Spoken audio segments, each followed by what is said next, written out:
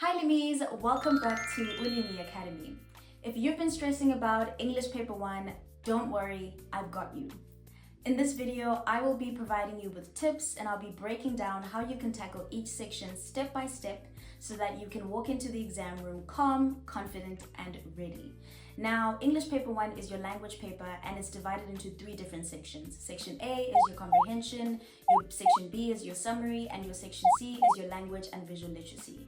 Each section tests something different, but if you know how to approach each section, then you can score very high marks. So let's dive into it, right?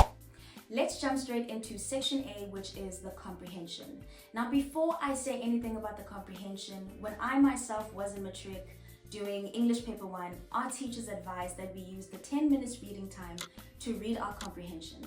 Why? Because the comprehension is really long. And so if you use your time wisely, by the time the exam starts, you might already be halfway through reading the comprehension, or you might even be done. Remember that English Paper 1 is 2 hours, so you don't have all the time in the world. And section A is incredibly long because the answers need to be detailed. So if you use your 10 minutes reading time to read the comprehension, you'll save yourself a lot of time. Which then brings me to tip number 1, read with intention, okay? Don't just skim through the comprehension. It really doesn't work like that. The answers that you need for the questions that are asked are very detailed, so you really want to read with intention. Now, take it one paragraph at a time. So after each paragraph in the comprehension, ask yourself, okay, what was this paragraph about? What's the main message here? Okay, try to make mini summaries or mental summaries of each single paragraph that you read. Okay, this paragraph, this is the main message. Just a short little summary. Okay, this is the main message here, this is the tone. Okay, this is the main message here, this is the tone. Okay, by doing that, you're summarizing in your head as you go, and by the time you reach the end, you already understand the entire piece. Because remember, it's comprehension. You have to comprehend. And also pay attention as you're reading your comprehension. Also pay attention to the writer's tone and his or her purpose, okay? What is the writer trying to say or trying to show? How do they feel about the topic? And what message are they trying to send? The reason I'm asking you to pay so much attention to what the writer's saying and his tone and his purpose is because a lot of the questions in section A are based on what the writer is trying to say, what the tone is in this paragraph, or what is the purpose of the writer saying this or using this phrase, okay?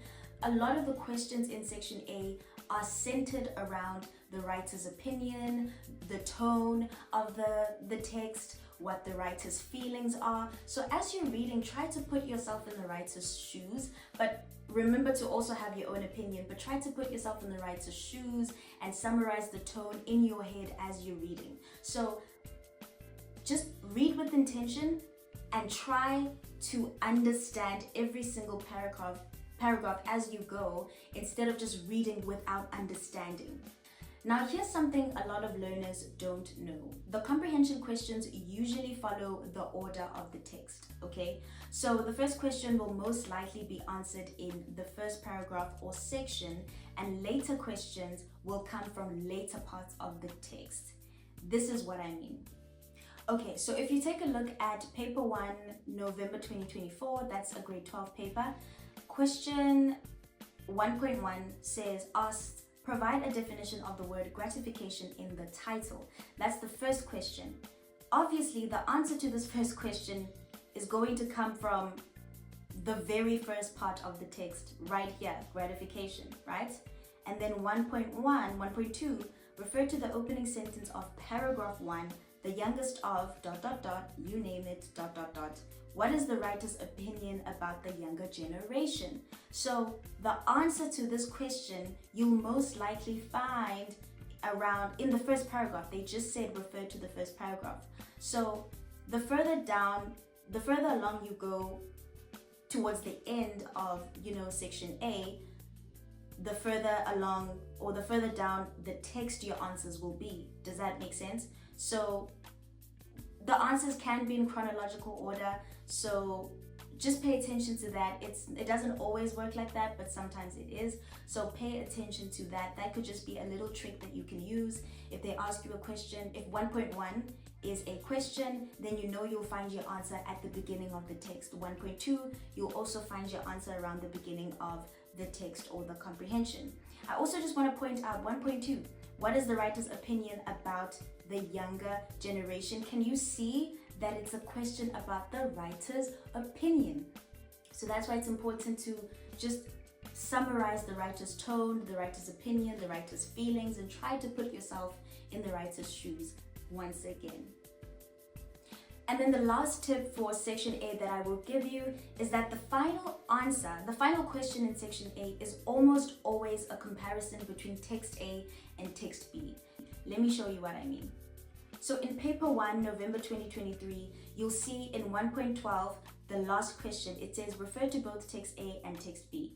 Critically discuss the extent to which text B supports the subheading from audiobooks to ellipsis, understand the world, and paragraph 4 of text A. You can see that it's a question about text A and text B. Then we take a look at paper 1, November 2022, right? 1.11, refer to both text A and text B.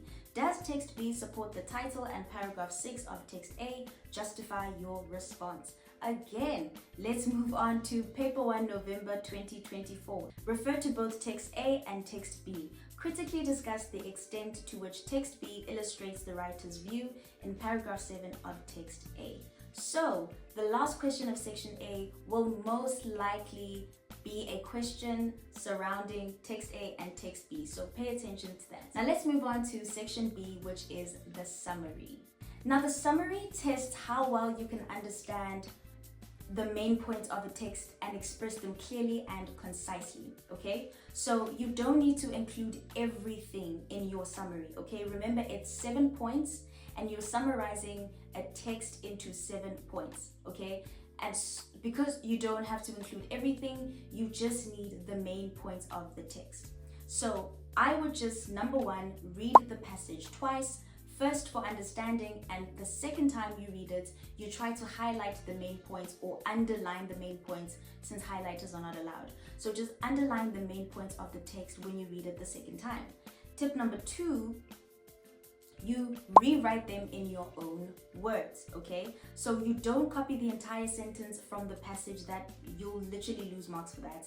So use simple and original phrasing, okay? And then the last tip I would give you is that you need to make sure that your summary flows logically and that it's not just random bullet points. And remember, it's numbered from 1 to 7, and you also need to pay attention to the word count, so your summary cannot exceed 90 words.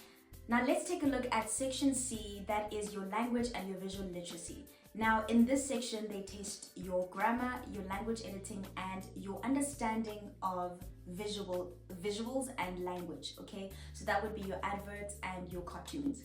Now, when we're talking about language, we're talking about your parts of speech, your direct and indirect speech. These are all things that you have to know, okay?